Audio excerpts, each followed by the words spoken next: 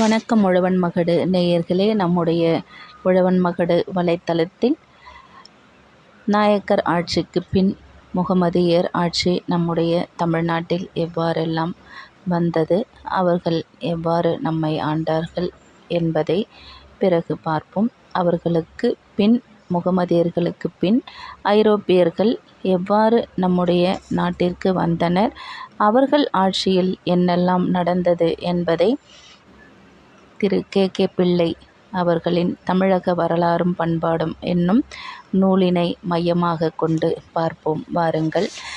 ஐரோப்பியரின் வரவு பாடம் 18 கே பிள்ளையில், அதில் ஐரோப்பியரின் வரவு.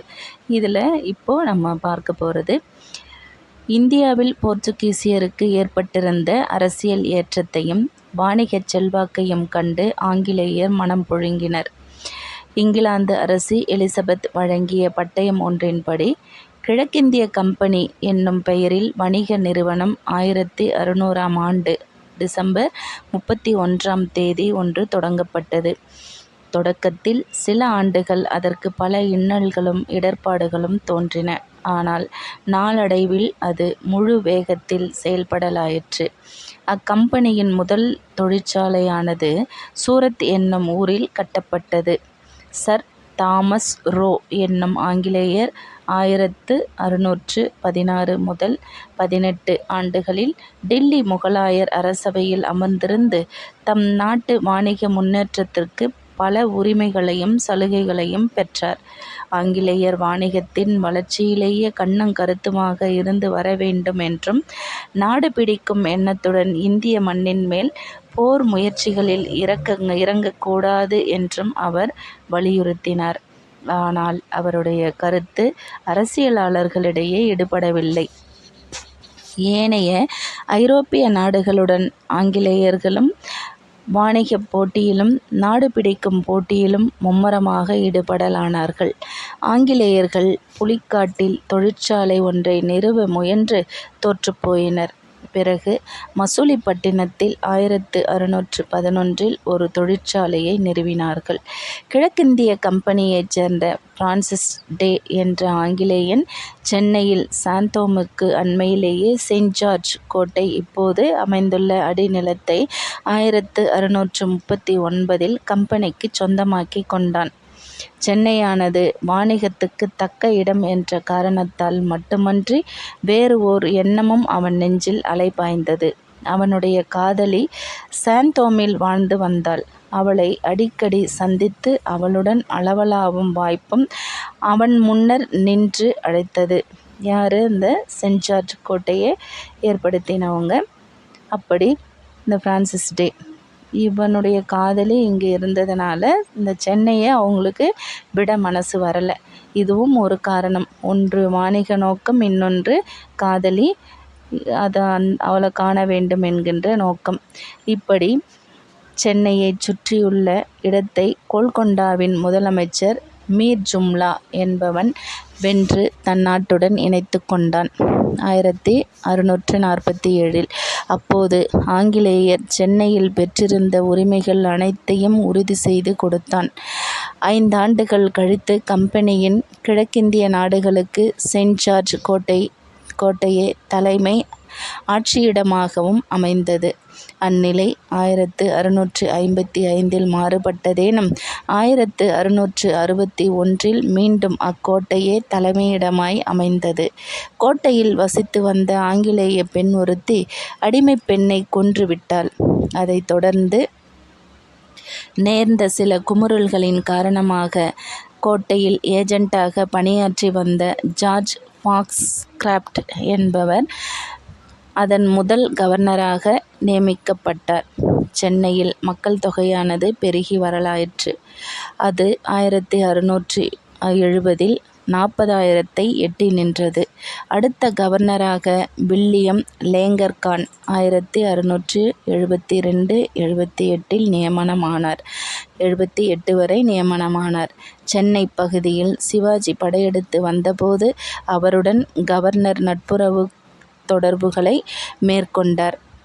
அவரும் அவரை அடுத்து கவர்னர் பதவியில் அமர்ந்த சர் ஸ்டிரேஷ் நாம் மாஸ்டரும், அதாவது 1678-87 வரை செயின்ட் ஜார்ஜ் கோட்டையை மேலும் வலுப்படுத்தினார். நீதி, நிர்வாகம் சீரமைக்கப்பட்டது. கூடலூரிலும் பரங்கிப்பேட்டையிலும் 1681 ஆங்கிலேயர்கள் குடியேறினார்கள். கவர்னருக்கு 1684 கம்பெனியில் பிரசிடென்ட் என்ற பதவிப் பெயரும் அளிக்கப்பட்டது. சென்னை மேலும் வளர்ச்சி பெற்று மீண்டும் பெரியதொரு நகரமாக காட்சியளித்தது. அதன் நிர்வாகத்துக்காக நகராட்சி ஒன்று நிறுவப்பட்டது. 1688 நகராட்சி ஒன்று நிறுவப்பட்டது. மேயர் ஒருவரும் 12 உறுப்பினரும், அதாவது ஆல்டர்மென்னும் நகராட்சி நிர்வாகத்தை மேற்கொண்டனர். கோல்கொண்டாவானது முகலாயரின் ஆளுகைக்கு உட்பட்டு விட்ட பின்பு ஆங்கிலேயரின் உரிமைகள் யாவும் முகலாய அரசால் மீண்டும் உறுதி செய்யப்பட்டன. அதாவது 1690. அவ்வாண்டிலேயே கூடலூருக்கு தெற்கே செயின்ட் டேவிட் கோட்டை எழுப்பப்பட்டது. இந்த ஆண்டிலேயே கூடலூருக்கு தெற்கே செயின்ட் டேவிட் கோட்டை எழுப்பப்பட்டது. வரகுணராம குலசேகர பாண்டியன் என்பவன் கிபி 1613 முடிசூட்டப் பெற்றுள்ளான். இவன் எம்முறையில் முன்னைய பாண்டியருக்கு உறவினன் என தெரியவில்லை. இவன் வேள்விகள் இயற்றியவன் என அறிகின்றோம். அதனால் அவனுக்கு குலசேகர சோமாசியர் என்றும் ஒரு பெயர் வழங்கிற்று. மற்றொரு பாண்டிய மன்னன் கிபி 1748 அரசாண்டுள்ளான். அவனும் வேள்வி இயற்றியவன் போலும். அவன் தன்னை வரகுணராம பாண்டிய குலசேகர சிவதீட்சிதர் என்று குறிப்பிட்டுக் கொண்டுள்ளான். பாண்டிய மன்னர்கள் பேரரசர்களாக வாழ்ந்திருந்த பிறகு குறுநில மன்னர்களாக மாறி இறுதியில் மதுரை நாயக்கர்களின் கீழும் விசயநகரத்து வேந்தரின் கீழும் வெற்று ஜமீன்தார்களாக இழிவுற்று தம் பண்டைய பெருமையை இழந்து மறைந்து போயினர். இதெல்லாம் நம்ம பாண்டியர்கள் ஆட்சியிலேயே நிறைவு பகுதியில் பார்த்துருப்போம். அடுத்து இதில் இந்த ஐரோப்பியர்களில் முதலாவதாக போர்ச்சுகீசியர், இவங்களை பற்றி பார்ப்போம். இதுதான் ஐரோப்பியர்கள் எப்படி உள்ளே வராங்க, என்ட்ரி கொடுத்தாங்க அப்படின்றதோட அறிமுகம். அதில் ஆங்கிலேயர்கள் நம்முடைய சென்னையை எப்படி, அதுவும் செயின்ட் ஜார்ஜ் கோட்டையை எப்படி ஆக்கிரமித்தாங்க, யார் யாரெல்லாம் ஆளுநராக வந்தாங்கன்றதை கவனத்தில் கொண்டு நம்ம அடுத்து போகலாம். போர்ச்சுகீசியர் இந்தியாவுக்குள் முதலில் அடியெடுத்து வைத்த ஐரோப்பியர் போர்ச்சுகீசியர் ஆவர். அவர்கள் வாணிபம் புரிந்து பொருளீட்டும் நோக்கத்துடனே நாட்டுக்குள் நுழைந்தனர். அவர்கள் பெரிதும் விரும்பி இந்நாட்டில் கொள்முதல் செய்த சரக்கு மிளகும் ஏனைய சம்பார பொருள்களுமாகும். அதாவது வாசனைப் பொருட்கள். ஐரோப்பியரின் உணவுக்கு சுவையூட்டவும் அதை பாத்திரங்களில் நிரப்பி பதனிட்டு வைக்கவும் மிளகு, லவங்கம், ஏலக்காய் முதலிய நறுமணப் பண்டங்களும் ஐரோப்பியர்களுக்கு பெரிதும் தேவைப்பட்டன. அதை ப்ரிசர்வேட்டிவ்ஸ் பண்ணி வைக்க அந்த மீட்டை இந்த நம்முடைய ஸ்பைசஸ் ரொம்ப தேவைப்பட்டிருக்கு. எது? மிளகு, லவங்கம், ஏலக்காய் முதலிய பொருட்கள். இப்போது போர்ச்சுகீசிய மாலுமி வாஸ்கோடா காமா என்பவன் முதல் கிபி 1498 கள்ளிக்கோட்டை வந்து நங்கூரம் பாய்ச்சினான். 1498 கிபி. அவன் வகுத்த கடல் வழியே ஏனைய ஐரோப்பியரும் வந்து இந்தியாவுடன் கடல் வாணிபம் மேற்கொள்ளுவதற்கு ஏற்றதொரு நெடுஞ்சாலையாக உதவிற்று. அப்போ இவர் வந்த இந்த கள்ளிக்கோட்டை பகுதி வழியாக தான் மற்ற ஐரோப்பியர்கள்லாம் நம்முடைய நாட்டுக்குள்ளே வர ஆரம்பிச்சிட்டாங்க. ஹைவேஸ் மாதிரி ஆயிடுச்சு. வாணிக கப்பல்களை தொடர்ந்து போர்க்கப்பல்கள் வந்தன. பிஸ்னஸ் கப்பல் போக போர் செய்வதற்கும் கப்பல்கள் வந்தன. வாணிக செல்வாக்கினால் ஓடிய நாட்டம் காலப்போக்கில் நாடு பிடிக்கும் முனைப்பாக மாறிற்று. வாணிபத்திற்கு பிஸ்னஸ் பண்ணுறதுக்கு வந்தவங்க அப்படியே நாடு பிடிக்க ஆசை வந்துவிட்டது. ஆதியில் நாட்டில் காலெடுத்து வைத்த வாணிகர்களிடம் கிறித்துவ சமயத்தை பரப்பும் எண்ணமே எழவில்லை. முதல்ல வரும்பொழுது அந்த வணிகர்களிடம் கிறித்துவ சமயத்தை பரப்பும் எண்ணம் வரலை. அவங்க வணிகம் செய்வதற்கு தான் வந்தாங்க. விற்று திருப்பி இங்கேருந்து கொள்முதல் செஞ்சுக்கிட்டு போகலான்னு தான் வந்தாங்க. இப்போது நாடு பிடிக்கிற எண்ணமும் இல்லை, கிறித்துவ சமயம் பரப்பணுன்ற எண்ணமும் அப்போது எழவில்லை. இப்போ தான் போர்ச்சுகீசியரின் செல்வாக்கானது வெகு துரிதமாக வளர்ந்து வந்தது. அவர்கள் கேரளத்து கடற்கரையில் பல குடியிருப்புகளை அமைத்து கொண்டனர். அவர்களுடைய செல்வாக்கானது அங்கெல்லாம் வேரூன்றி கப்பும் கிளையுமாக விட்டு பரவலாயிற்று. தம் வாணிகச் செல்வாக்கை வளர்த்து கொள்ளவும், அரசியல் ஆதிக்கத்தை பெருக்கிக் கொள்ளவும், சமய வளர்ச்சியை தூண்டிவிடவும் போர்ச்சுகீசியர்கள் மக்களுக்கு எவ்விதமான இன்னல்களையும் கொடுமைகளையும் விளைக்கவும் பின் தயங்கினார் அல்லர். எல்லாத்தையும் செய்கிறாங்க, எதற்காகவும் அவங்க பின்வாங்கலை. ஒழுக்கம் அவர்களிடம் இழுக்குற்றது. ஒழுக்கம் இல்லாமல் வாழ்ந்தாங்க. கண்ணனூரிலும் கோவாவிலும் போர்ச்சுகீசியர் இந்து குடிமக்களை துண்டு துண்டாய் வெட்டியும், உயிருடன் அவர்களுடைய உறுப்புகளை அறுத்து படுகொலைகள் செய்தும், நெஞ்சை பிளக்கக்கூடிய கொடுமைகள் இழைத்தனர். மதுரையில் வீரப்ப நாயக்கனின் ஆட்சி காலத்தின் இறுதியில் ஜெசுட் பர்னாண்டஸ் பாதிரியின் தலைமையில் ஜெசுட் பாதிரிகள் கிறித்துவ மிஷன், அதாவது இயேசு கிறித்துவ குழு, இதுக்கு பேர் தான் கிறித்துவ மிஷன் அப்படின்னு பேர். இந்த கிறித்துவ மிஷனுக்கு இயேசு கிறித்துவ குழு என்று ஒன்றை தொடங்கினார்கள். அதாவது 1592 கிருஷ்ணப்ப நாயக்கனும் அவர்களுக்கு அனுமதி வழங்கியிருந்தான். இதெல்லாம் நம்ம நாயக்கர் காலத்திலே பார்த்தோம். அந்த நாயக்கர் காலத்தில் தான் ஐரோப்பியர்கள் என்ட்ரி வந்தது, ஜெசுட் பாதிரியார் வந்தாருன்னு பார்த்தோம் இல்லையா? அதை இப்போ இங்கேயும் சொல்லிக்கிட்டு வராங்க. இப்படி இவ்வாறு உயர் வகுப்பு குடிமக்களை கிறித்துவர்களாக மாற்றுவதே இந்த மிஷனின் சீரிய நோக்கமாகும். இது இந்த இயேசு கிறித்துவ குழு என்று சொல்லப்படுகின்ற கிறித்துவ மிஷனுடைய முக்கிய நோக்கம் என்னது? உயர் வகுப்பு குடிமக்களை கிறித்துவர்களாக மாற்றுவதே. அவர்கள் மாதா கோயில் ஒன்றையும் எழுப்பினர். பர்னாண்டஸ் பாதிரியார் 14 ஆண்டுகள் விடாமல் உழைத்தும் வெற்றி கண்டிலர். அவர் இந்த மதத்தை பரப்பலான்னு சொல்லி விடாமல் உழைச்சி பார்க்குறாரு, ட்ரை பண்ணுறாரு. ஆனால் அவருக்கு வெற்றி கிடைக்கல. போர்ச்சுகீசியரை தமிழர்கள் பரங்கிகள் என்று இழித்து கூறினர்.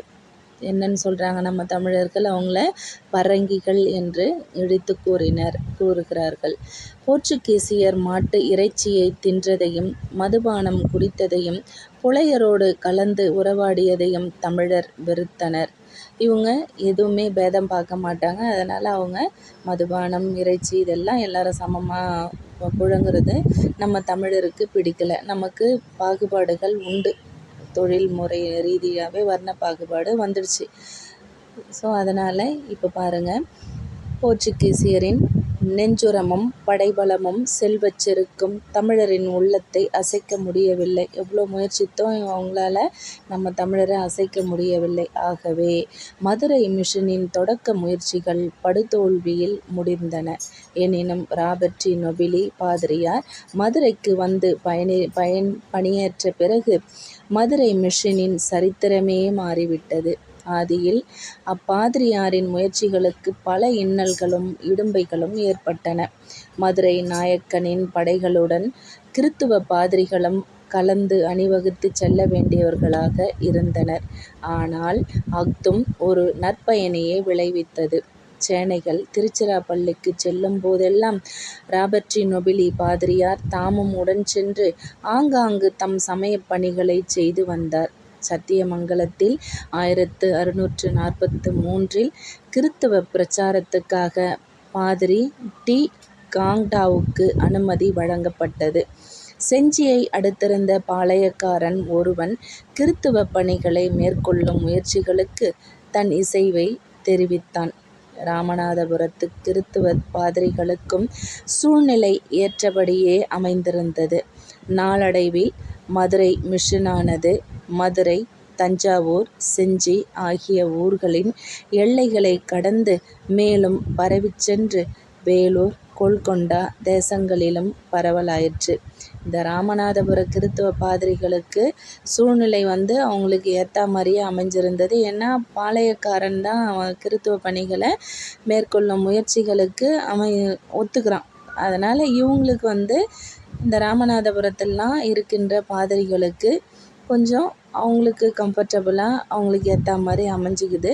இது நாளடைவில் இந்த மெஷினானது என்ன ஆகுது, மதுரை மெஷினானது மதுரை, தஞ்சாவூர், செஞ்சி ஆகிய ஊர்களின் எல்லையை கடந்து அதெல்லாம் தாண்டி இந்த பக்கம் வேலூர், கோல்கொண்டா இப்படி ஆந்திரா வரைக்கும் போயிடுச்சு.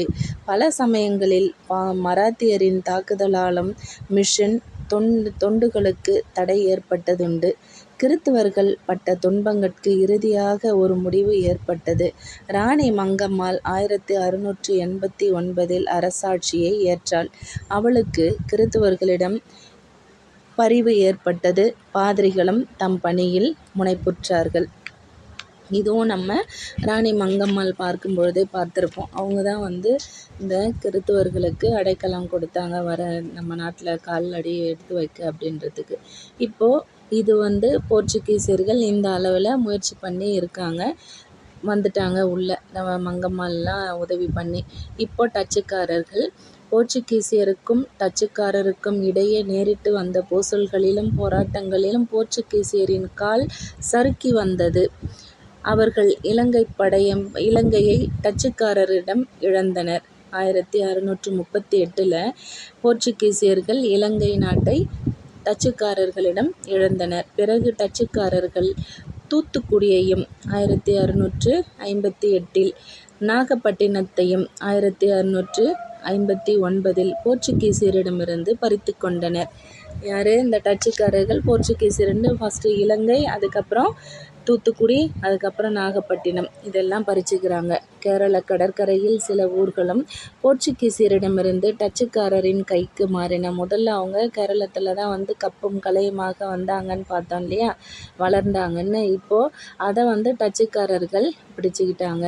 சோழ மண்டல கடற்கரையில் நாகப்பட்டினமே டச்சுக்காரரின் தலைநகரமாக அமைந்தது. அங்கு டச்சுக்காரர்கள் வலிமையான கோட்டை கொத்தளங்கள் கட்டிக்கொண்டனர். அக்கோட்டையை டச்சு கம்பெனியின் கவர்னர் தம் இருப்பிடமாக கொண்டார். டச்சு பாதிரியான ஆப்ரஹாம் ரோசர் புலிக்காட்டில் தங்கி தம் பணிகளை செய்து வந்தார். டச்சுக்காரரின் செல்வாக்கு உயர்ந்து கொண்டே போயிற்று. அவர்களுக்கு வெற்றி மேல் வெற்றி கிடைத்து வந்தது. வாணிகத் தொழிலிலும், கப்பல் ஓட்டுவதிலும், தொழில்கள் அமைப்பிலும், பொருளாதாரத்திலும், அறிவு நுட்பத்திலும் டச்சுக்காரர்கள் ஏனைய ஐரோப்பியர்களை விட பல படிகள் மிஞ்சி நின்றார்கள். வாணிகத்தை தொடர்ந்து நடத்தி வரவும், கைப்பற்றிய நாடுகளை ஆண்டு அனுபவிப்பதற்காகவும் ஹாலந்தில் ஐக்கிய கம்பெனி ஒன்று நிறுவப்பட்ட பிறகு டச்சுக்காரரின் கைகள் வலுவுற்றன. தம் நோக்கம் இன்னதெனவும் அதை அடையும் முறையும் துறையும் இன்னவெனவும் டச்சுக்காரர்கள் திட்டமாகவும் தெளிவாகவும் உணர்ந்திருந்தனர். இதே போர்ச்சுகீசியர்கள் அப்படி நோக்கத்தோடு எதுவும் வரல. அவங்க எப்படி வந்தாங்க, வாணிகம் செய்யும் பொருட்டு தான் வந்தாங்க. மதம் பரப்பணுன்னோ இல்லை இங்கே நாட்டை பிடிக்கணுன்னோ நினைக்கல. அப்புறம் இங்கே இருக்கிற பொருட்களை பார்த்து அவங்க ஆளணும், நம்மளை பிடிச்சி நம்ம நாட்டை பிடிக்கணும்னு நினச்சாங்க. ஆனால் இவங்க டச்சுக்காரர்கள் திட்டவட்டமாக தெளிவாக இருக்காங்க அப்படின்னு சொல்கிறாரு கேகே பிள்ளை. எனவே அவர்கள் தம் நோக்கங்களை நிறைவேற்றி கொள்வதில் துரிதமான பயனை கண்டனர். அதனால் பிளானிங்கோடு இருந்ததுனால அவங்க கோலை அவங்க அடைவதற்கு ரொம்ப வேகமாக செயல்படுறாங்க.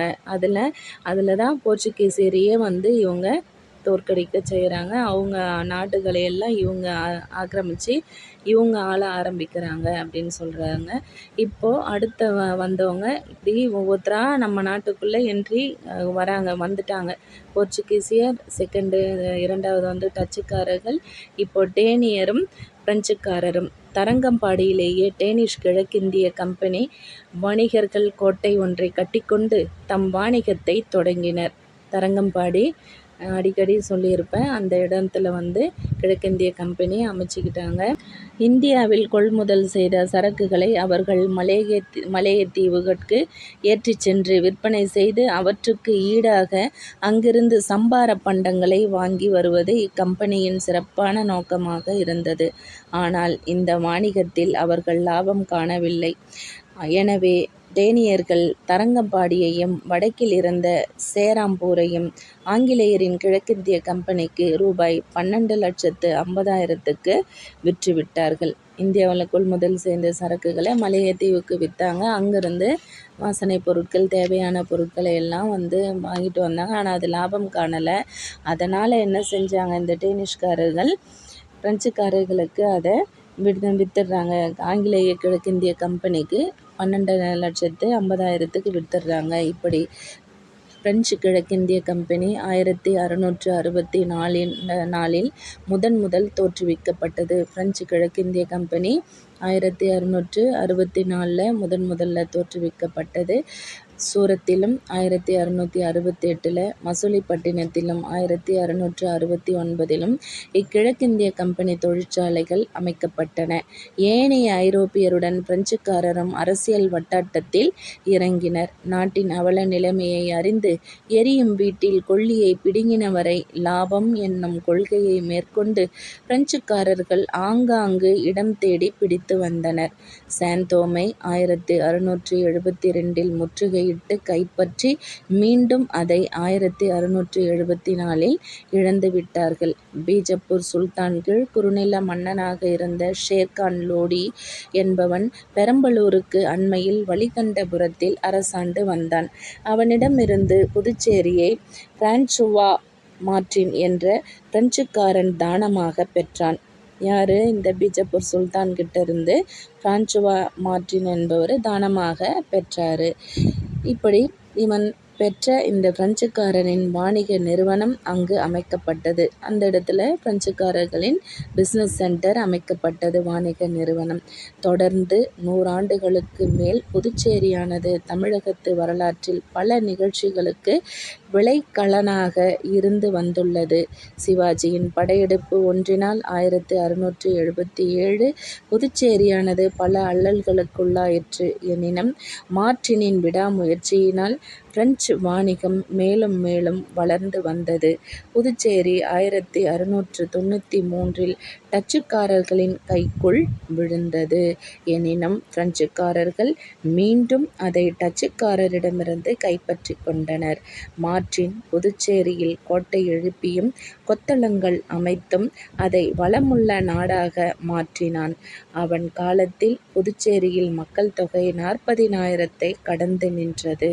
புதுச்சேரி வளர்ச்சி பெற்று வருவதைக் கண்ட மார்டின் சூரத்து, மசூலிப்பட்டினம் ஆகிய ஊர்களின் தொழிற்சாலைகளுக்கு முடிவு கட்டினான். இங்கே நல்லா வளர்ந்து வந்துடுச்சு, அப்புறம் எதுக்கு சூரத், மசூலிப்பட்டினம்னு என்ன பண்ணுறான் அந்த மார்டின், ஒரு முடிவு பண்ணுறான்.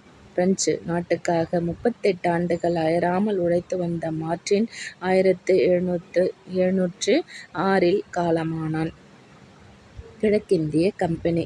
இங்கிலாந்தின் குடிமக்கள் அனைவருமே இந்தியாவுடன் வாணிகம் செய்யும் உரிமை உடையவர்கள் ஆவர் என்று இங்கிலாந்தின் பாராளுமன்றம் தீர்மானம் ஒன்று நிறைவேற்றியது கி.பி. 1699.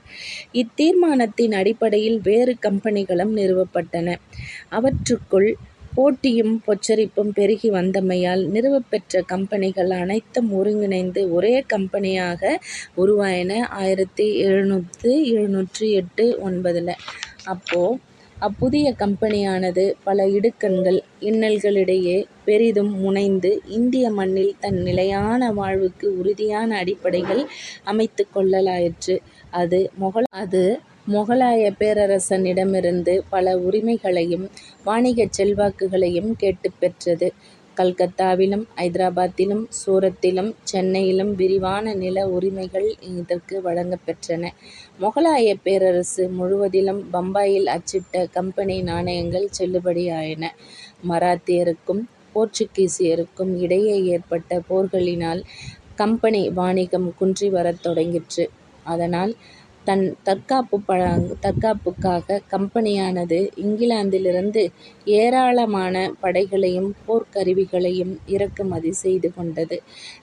தனக்குண்டான படைபலத்தை பயன்படுத்திக் கொண்டு அவ்வப்போது கட்சி கூடி உள்நாட்டு போர்களில் தலையிட்டு கொண்டு தன் போர்த்திறனையும் பொருள் பலத்தையும் வெளிப்படுத்தி பயன் பெறுவதும் நாடு பிடிப்பதும் கம்பெனிக்கு அரிய செயலாக தோன்றவில்லை. அடிக்கடி போர் செய்வதெல்லாம் அவங்களுக்கு ஒரு பெரிய ரொம்ப கஷ்டமாக தெரியல. சோழ மண்டல கடற்கரை பகுதியும் அதை சார்ந்துள்ள நிலப்பகுதியும் இந்திய வரலாற்றில் கருநாடகம் என்னும் பெயரால் வழங்கி வருகின்றன. இது ஐரோப்பியர் கொடுத்த பெயராகும். அப்போ கர்நாடகம் அப்படின்ற பெயர் யார் கொடுத்ததுன்னா ஐரோப்பியர். எந்த நிலப்பகுதின்னா சோழமண்டல கடற்கரை அதை சார்ந்த நிலப்பகுதி. இப்போது 18ஆம் நூற்றாண்டு தொடங்கி சில ஆண்டுகளில் ஆங்கிலேயருக்கும் பிரெஞ்சுக்காரருக்கும் இடையே நாடு பிடிக்கும் போட்டியானது ஓங்கி வளர்ந்தது.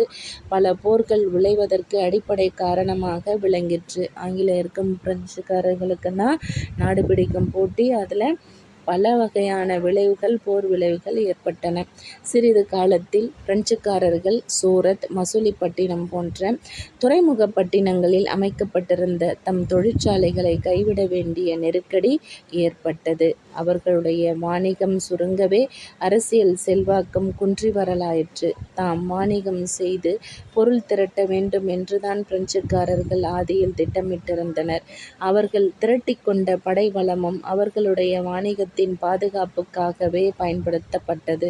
பிரெஞ்சுக்காரர்கள் 1725 கேரள கடற்கரையில் அமைந்துள்ள மாகியையும் 1739 காரைக்காலையும் கைப்பற்றினார்கள். புதுச்சேரிக்கு டூப்ளே என்பவன் 1642 கவர்னராக பொறுப்பேற்றான்.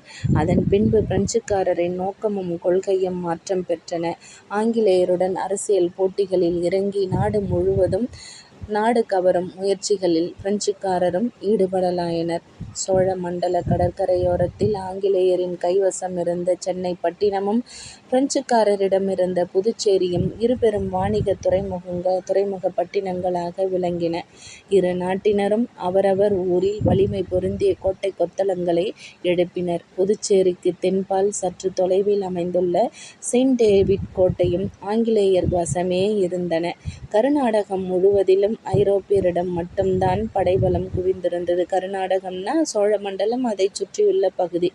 இந்திய நாட்டு மன்னரிடம் தரைப்படையோ கப்பல் படையோ கிடையாது. எனவே ஆங்கிலேயரும் பிரெஞ்சுக்காரரும் உள்நாட்டு மன்னர்களை சூதுக்காய்களாக வைத்துக்கொண்டு அரசியல் பகடையாட தொடங்கினர். ஏன்னா எல்லாருமே பலம் இழந்துட்டாங்க. நம்ம ஒவ்வொரு ஆட்சியர் வரலாற்றிலிருந்து மூவேந்தர்லேருந்து பல்லவர்கள், நாயக்கர்கள் அப்படியே பார்த்துக்கிட்டு வரோம். பாண்டியர்கள் அவங்க எல்லாம் வலிமை குன்றிட்டாங்கன்னு பார்த்துக்கிட்டு வரும்பொழுது அங்கே யாருமே இல்லை. அதனால் இவங்க என்ன ஆனாங்க, ஆங்கிலேயர்களுடைய பகடைக்காயாக ஆயிட்டாங்க நம்முடைய நாட்டு மன்னர்கள். ஏன்னா குறுநில மன்னர்களாக இருந்துட்டாங்க. இப்போது கர்நாடகம் அரசியல் துறையிலும் சமூகத் துறையிலும் மிக பெரும் கொந்தளிப்பில் ஆழ்ந்திருந்தது. முகலாய பேரரசின் கீழ் தக்கணத்து சுபேதாரரானவன் ஹைதராபாத்தில் அமர்ந்து அரசாண்டு வந்தான். முகலாய பேரரசில் தக்கணத்து சுபேதாரராக இருந்தவன் ஹைதராபாத்தில் அமர்ந்து அரசாண்டு வந்தான். கர்நாடகம் முழுவதும் அவனுடைய ஆணைக்கு பணிந்து நின்றது. ஆற்காட்டு நவாபு அவன் கீழ் இருந்து ஆற்காட்டு தேசத்தை அரசாண்டு வந்தான். தக்கணத்து சுபேதார் நைஜாம் உல் முல்க் என்பவன் டில்லியில் நுகத்தினின்றும் தழுவி தானும் ஒரு சுதந்திர மன்னனாகவே நடந்து கொண்டான். அவனை பின்பற்றி அவன் கீழ் செயல்பட்டு வந்தவனான ஆற்காட்டு நவாபும் அவனுடைய ஆணையினின்றும் விடுதலை பெற்று தானும் ஒரு சுதந்திர மன்னனாக இயங்கி வரலானான். முகலாய பேரரசின் அரசியல் குழப்பங்களிலும் மராத்தியர்கள் கொடுத்து வந்த தொல்லைகளிலும் சிக்குண்டு திணறிக் கொண்டிருந்த நைஜாமுக்கு ஆற்காட்டு நவாபை கண்காணித்து வரவோ அவ்வப்போது அவனை இழுத்து பிடிக்கவோ நேரமோ வசதிகளோ இல்லாமல் போயிற்று. எனினும் கர்நாடகத்தின் அரசியலில் தலையிடும் வாய்ப்பு ஒன்று தானாகவே அவனை நெருங்கி வந்தது. மராத்தியர்கள் 1740ஆம் ஆண்டில் கர்நாடகத்தின் மேல் பாய்ந்து மக்களை சூறையாடினார்கள். நாடெங்கும் கொள்ளையும் கொலையும் விளைவித்தார்கள். குழப்பங்களும் கலகங்களும் பேயாட்டம் ஆடின. மக்களின் கண்ணீரிலும் செந்நீரிலும் நாடு தோய்ந்தது. மராத்தியர்கள் ஆற்காட்டின் மேல் படையெடுத்து வந்து ஆற்காட்டு நவாப் தோஸ்த் அலியை கொன்று அவனுடைய மருமகனான சந்தா சாஹிபுவை சத்தாராவுக்கு சிறைப்பிடித்து ஏகினார்கள். 1741 தோஸ்த் அலியின் மகனான சப்தர் அலி என்பவன் மராத்தியருக்கு 1 கோடி ரூபாய் லஞ்சம் கொடுப்பதாக வாக்களித்து நாட்டை மராத்தியரின் கொடுமைகளிலிருந்தும் மீட்டுக் கொண்டான். ஆனால் அவன் வேலூர் இன்னேதாரனான முர்தசா அலி என்னும் அவனுடைய உறவினனாலேயே கொலையுண்டு இறந்தான். இந்த 1 கோடி ரூபாய் கொடுத்து நாட்டு மக்களை காப்பாத்தின அவன் என்ன பண்ணுறான், சப்தர் அலி அவங்களுடைய உறவினர்களாலேயே கொலையுண்டு இறந்து போகிறான். அவனுடைய இளம் மகன் ஆற்காட்டு நவாபாக பட்டம் கட்டப்பட்டான் 1742. தொடர்ந்து ஏற்பட்ட இந்நிகழ்ச்சிகள் கர்நாடக குடிமக்களுக்கு பேரச்சத்தையும் அவலத்தையும் விளைவித்தன. அவர்களுடைய அச்சத்தை மாற்றி அவர்களுக்கு ஆறுதல் கூறி நாட்டில் அமைதியை தோற்றுவிப்பதற்காக நைஜாம் 1743 கர்நாடகம் வந்தான். ஆற்காட்டின் அரசியல் வாக்கணைகளை நிமிர்த்த முயன்றான். தன்னுடைய நம்பிக்கைக்கு பாத்திரனாக இருந்த அன்வாருதீன் கானை ஆற்காட்டு நவாபாக நியமித்தான். தோஸ்துகான் இளம் மகன் கொல்லப்பட்டு இறந்தான். நாட்டில் குழப்பங்கள் குறைந்தபாடில்லை.